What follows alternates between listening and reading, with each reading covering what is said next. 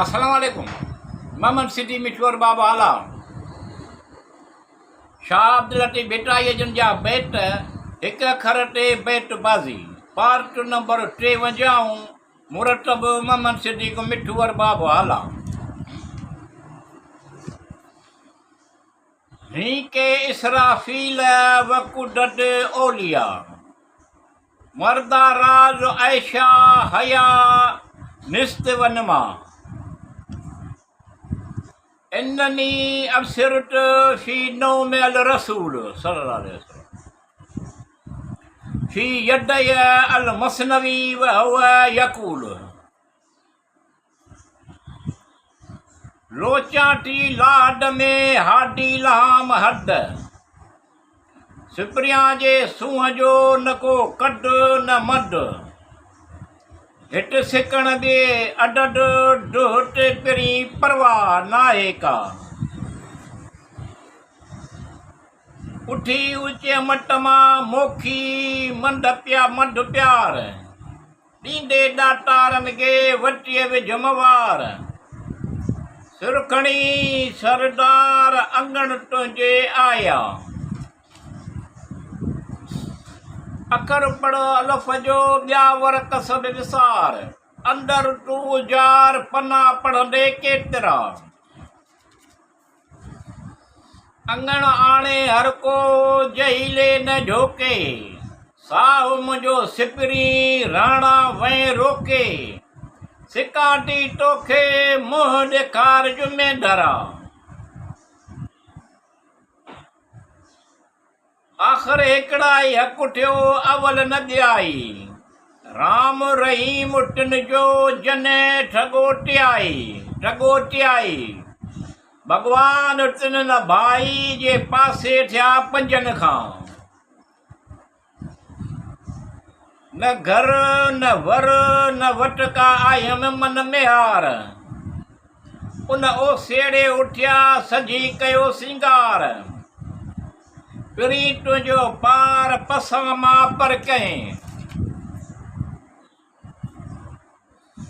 नूरीअ मजा नूर खणी पाण धणीअ पैदा कई पीउ जंहिंजो पातशाह माउ जंहिंजी हूर सामर मर के मजो हुज़ूर जंहिं झोलीअ चंड झोली पियो विलाड़ियो वणे चढ़े ॾुसकियो जलेदार लकन लतीफ़ चए नमियो करे निहार बेला जे ॾह थी कांभू मंझ कटार से शींहं पसियो शुकराना करे भाए करन जा कचार हू घुमन मझ गंवार हिन भाया बलोच जा हू घुमन मझ गंवार हिन भाया उठ बलोच जा अची इज़राइल सुटे जागाई ससुई थी डोड़ाए दलील ॾ पुनूह माण्हू मोकिलियो वरायो वणे चढ़े के ॾिठाई मोट मारियाई पाण तुंहिंजे पुठ में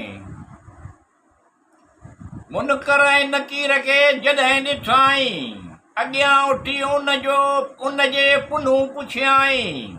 अदा उटाई को लंघियो साथ सजण जो विलारियो वणे चढ़े ॾियो पटोली लांग ससुई मोर बचन जीअं टारीअ टांग कांडी थियस कांग हुजे रू ज़रिए जा एक प्यालो बजणा इश्क न करे इट मामन की न मयाण में बतरारूं टिट इहो आहे उट नालो नाहे नीह जो विलारियूं वणे चढ़े ठींडी गुजन ॻाह ससी सूरन चाढ़ियो परियां लाइ पसा हू मिरू ही मां कीअं कमीणीअ रखियो विलारियूं वणे चढ़े बुझन कयो ॻारो मटां उन मुंड जे ॾिनऊं लमी लामारो मुठीअ मूं मारो कंडा बुखिया पखीअ बर जा आण के अयां नठे के परूड़े को अमृता जंहिंजो सूं थिए नसो विलारियूं वणे चढ़े ॻुझो ॻारा ॾीन वलारिए वणे चढ़े ॻिझूं ॻारा ॾीन मारे अॼु मांडी कई झूला टें झड़पीन फिरियो फेरा ॾियनि बुखिया पखी बर जा।